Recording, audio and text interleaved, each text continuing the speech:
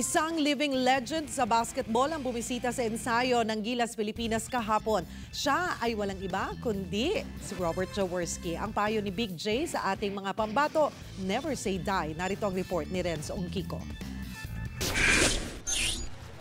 Pasimula na sana ang ensayo ng Gilas Pilipinas kahapon sa Moro Lorenzo Gym sa Ateneo de Manila University nang sandali itong naantala.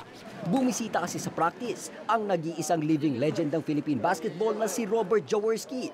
Agad na naghadel ang koponan kay Jawo. Siyempre, ang pep talk ni The Big J tungkol sa never say die attitude.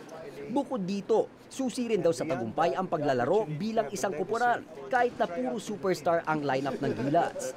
Ang objektibo dito, mag-champion. Paano ka mag-champion? Kailangan magtulungan. Si Jawo ang nabuno bilang team captain ng Philippine team na nanalo ng gold medal nang huling mag-host ang bansa sa FIBA Asia Championship noong 1973. Hanggang ngayon, ito raw ang highlight ng kanyang makulay na basketball career.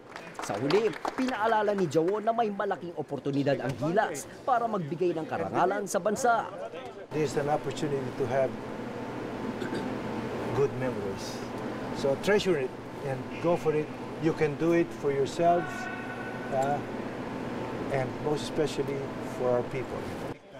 Abangan ang buong storya ng pagbisita ni The Big J at ang paghahanda ng Gilas Pilipinas para sa FIBA Asia Championship bukas ng gabi sa Reaksyon. Renz Ongkiko, News 5.